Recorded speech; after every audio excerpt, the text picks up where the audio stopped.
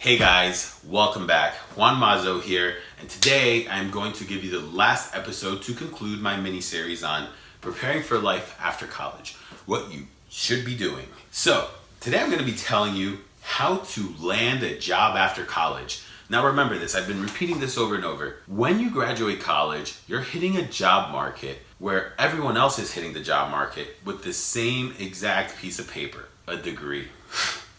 Now, why is that important? Because you need to differentiate yourself from the crowd.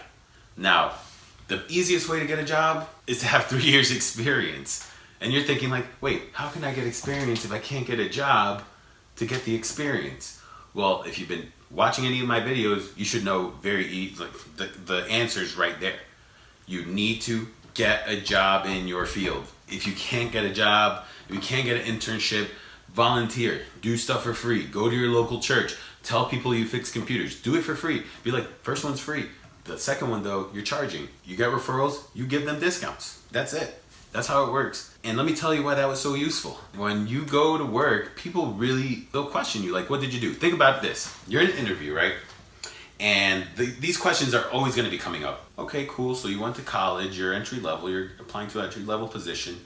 Tell me what you did in college. Everyone and their mother is saying, well, you know, I was in a frat, I was in the sorority, and I was in student government, or I was in an athletics program, or I was doing something that kind of showed that you liked community, but not really showing that you're super geeky and nerdy about what you do. Now, let's say you're a developer, right? And you finished up college and you're at your first job interview and they go to you and they say, what did you do in college? Can you tell me? If you go and say, oh, I donated some of my time to an open source project, use big ones, Linux or whatever type, or use obscure ones. The obscure ones, especially if it's like super niche, like wireless, security, things of that nature. If you go and say you committed code and people approved it and it's on projects, they're gonna look at you and be like, I'm gonna hire this kid right now.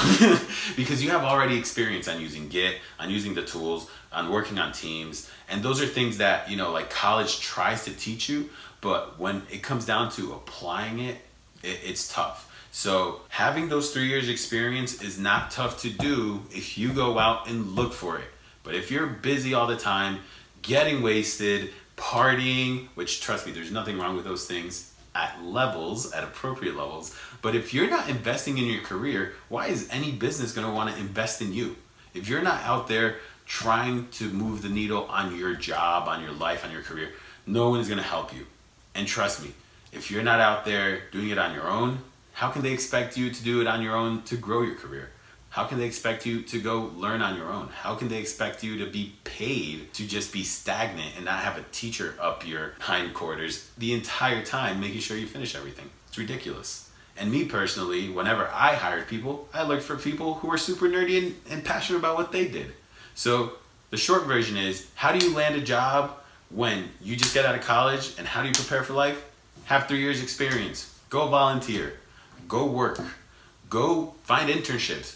And if not, make it happen for yourself. You can get money. You can get experience.